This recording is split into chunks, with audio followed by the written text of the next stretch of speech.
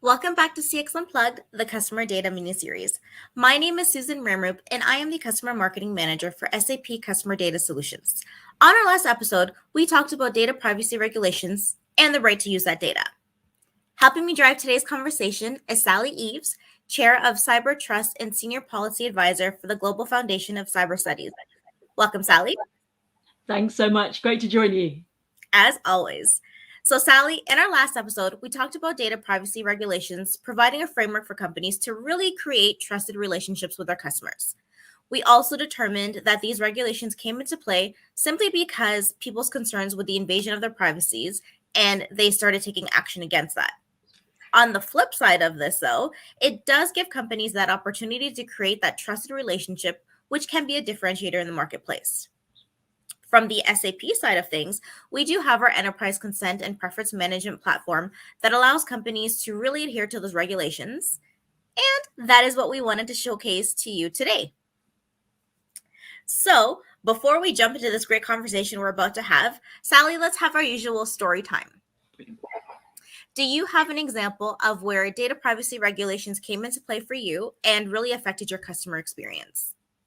Yeah, it's a great question. I think when anything becomes personal, you just see it on a whole different level, don't you? And I had an example of a breach basically with a financial services aggregator. So where you store all those details in the same place, so banking details, pension, ISA, etc.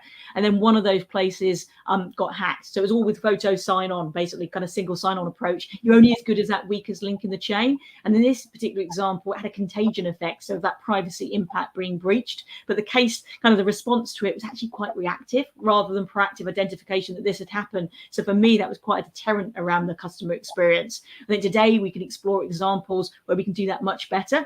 And particularly when you're tackling privacy and law and regulation that crosses over different geographical boundaries as well. So really important role of technology there. And one other example is things like the European digital identity framework that's been put into place as well. Very much about putting data back in control in the individual's hands and kind of helping to optimize experience and the safety of data exchange. So we're starting to see a lot of things now around identity wallets, for example, linking your digital national identity into one place, using your phone as a conduit to be able to make that happen. So it's such a great talking point at the moment. I'm seeing lots of change, from leading organizations, but also from a governance perspective as well, to help embed that experience and control back with the user or the individual organization. Right. And so for everyone that's at home watching this right now too, we'd love to hear some examples from you. But on that note, Sally, I'm really excited to show everyone how our solutions can help. So why don't you go ahead and introduce who we have backstage? Absolutely, with pleasure. So firstly, we have George Green, who's Global GTM Lead for SAP Customer Data Solutions. Welcome, George. Thanks, Sally, and great talking to you again. Great to be back. Thank you so much. And also joining us shortly will be Alex Lepap, who is SAP Customer Experience Suite Senior Architect. So joining out Alex will be very soon. So George, I'd love to start with you and drill into some of the big topics of this conversation. So customer experience, we've kind of laid the scene already. It's becoming a new battleground. 80% of brands are stating that their future success will depend on being able to create positive customer experiences. So we need this hyper personalization, but how do we balance this with customer privacy at the same time? I'd love your thoughts on that. Yeah, so let's start with what needs to happen in order to enable hyper personalization. How do you create this hyper personalized customer experience? The first thing you need to do is get your customers to identify themselves. So you need to provide a frictionless, very easy way for those customers to either authenticate or register for the first time. That needs to be easily and seamless. So now you know who your customers are. They're no longer an unidentified user. You know who they are, you know their name, and you can track them over time. Once you get them registered, once you know who they are, now you need the permission to use their data as they see fit. And this is the crucial part when it comes to balancing the desire for hyper-personalization with the need for customer privacy. The customer needs to provide you with their consent. And you also need to give the customer control. They need to be able to change their consent at any time in the preference center. And when it comes to when it comes to getting your customers to identify themselves, our customer identity and access management solution provides a very easy way for SAP's customers to enable that. When it comes to consent and preference management, we have an enterprise consent and preference management solution that enables that also. And it allows you to deploy these screen sets, as we call them, to any digital property very easily. Now, once you've identified your customers and you have their permission, now you can start to build these rich customer profiles and ingest data from any data source. You can ingest it from any channel. It could be first, second, or third party data, online or offline data. So as the customer interacts with you and your company, we're going to ingest these events in real time, and we can react to these events as they occur in real time. But remember that we've also gotten the customer permission to use their data. So we can do this without being creepy. And then you can activate the data in other applications. Think about things like your commerce system, your website, your mobile apps, SMS, email, your service center, in person, any channel at all in which your customer interacts with you. We know who they are. We know their experience. We know the context of their interactions, but we have their permission to use their data. So we can really personalize their experience and understand where they are. You can almost call it an empathy layer. We know where they are and we can react accordingly. I love that. It's a really, really nice description.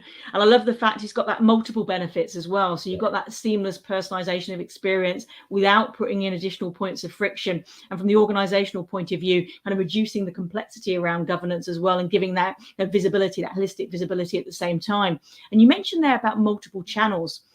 So how do we do that in terms of that personalization across multiple channels? It's not, multiple channels, omni-channel is not the same thing, is it? So how do we do that and capture all that data across the various applications, but also embedding in that privacy too?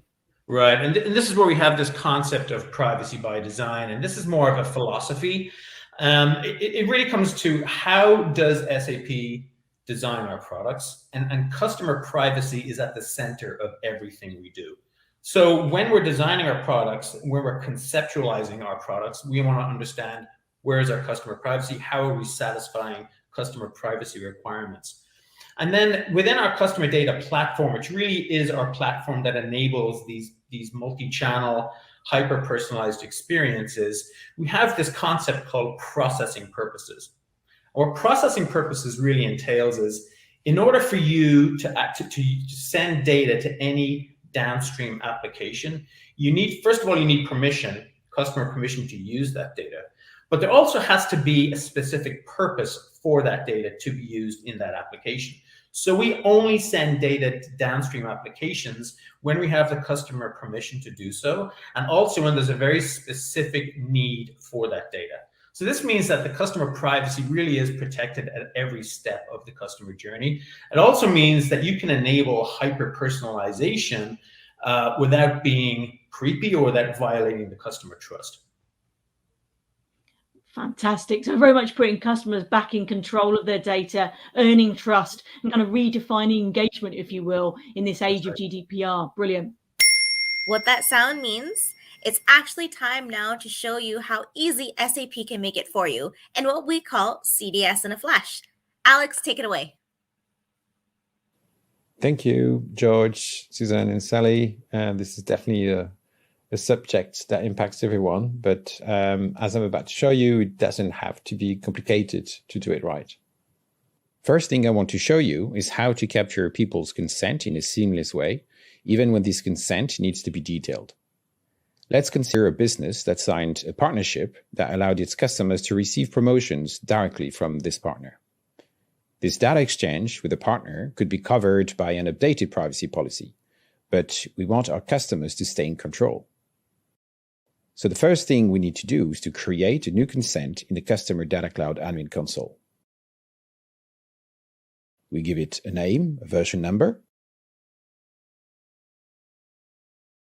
And now we can upload the actual policy document in multiple languages if needed for audits, and so users can access it.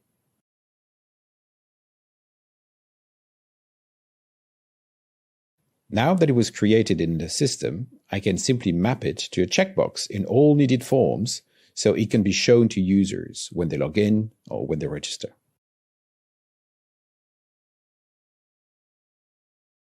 And next time Peter logs in, he's presented with a new policy and can choose to accept or to refuse it.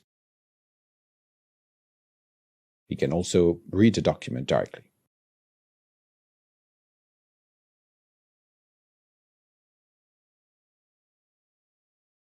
Once logged in, Peter can access all the consent he already granted before and can change his mind, providing transparency and control.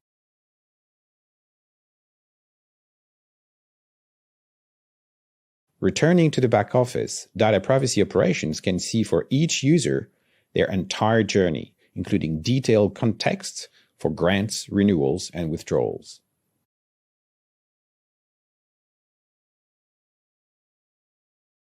Now that this consent was captured, let's see how it can be respected in downstream applications.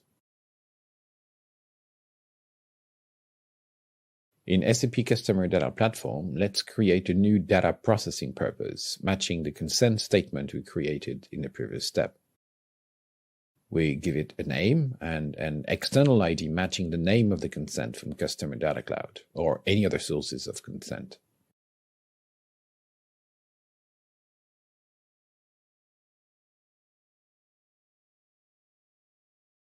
We could apply this purpose to control the inbound data stream as well, avoiding data to be even ingested if users did not approve.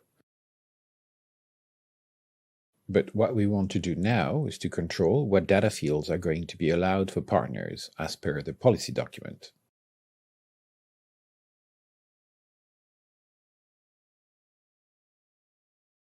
Each processing purpose can impact its own selection of fields, both from the profile object and from all activities as well.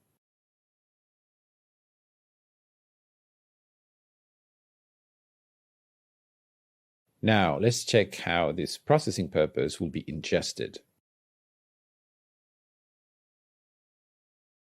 The connector with Customer Data Cloud includes some mapping rules that are already defined. As you can see, all consents are already mapped dynamically. As long as the external ID is the same, consents are going to be mapped to the processing purposes automatically.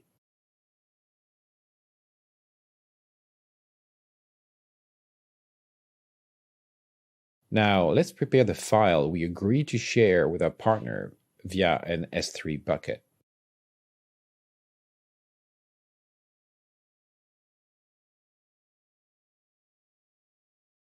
I can specify the file naming pattern, and now I can check the model and the mapping.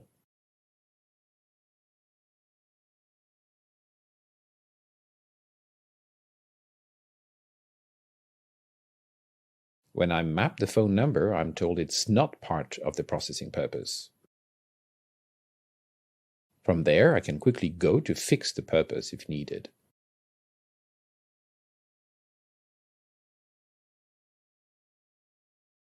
Last step, let's define an audience which will include all customers that should be targeted by my partner.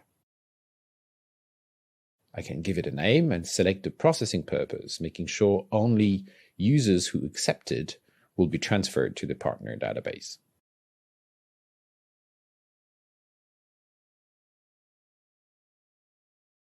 I can then select other targeting criteria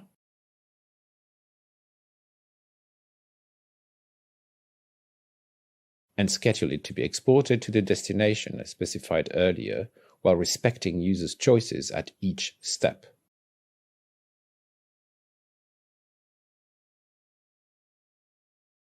That's it for me. Back to you, Sally. Demonstration. And I'd love to come back to you, George, at this point and just ask, for everything we've talked about today and from Alex's great demo, what's the most important thing that you think the audience should take away from the session? Yeah, the most important lesson, if you forget everything else, remember this, that it is possible to enable hyper-personalization for your customers, to understand the context of their interactions with you without being creepy and whilst all the time maintaining customer privacy. That's it. Very well said. I love that. Properly in a nutshell. That's brilliant. And from my perspective as well, I think we've all seen over the last 18 months or so, expectations and behaviors have changed around privacy and around the trust that really embeds all of this. And for me, what we've seen today is this embedding of privacy and trust. It can be seamless, it can be multi-channel, and we can do this without creating more points of friction. And also having that hyper-personalization you were just talking about there, George. I think that's fantastic. And I think from the demo in particular, that capturing of consent, embedding transparency and control at the same time, and also orchestration by design, respecting control and consent right down the downstream applications that come into play, and using that dynamic mapping as well. Really, really impressive. So in combination, I think we've got this great secure foundation that's natural and seamless for users, gives that friendly experience, gives organizations that 360 view, and embeds confidence and trust by design. So it's really, really, really positive news. So I love to end on a positive note. And for me, I thought that was a great way to end our session. Well, and that's it. Thank you both for that amazing conversation. And thank you all for watching today. I hope we were able to show you how SAP can really make it easier for you to put data privacy at the center of everything you do. Be sure to join us for our last session coming up for the year in December as we discuss the trends for 2022. And as always, if you'd like to be on our show or have a pressing topic that you'd like to see us discuss next year, send us an email at CXUnplugged@sap.com.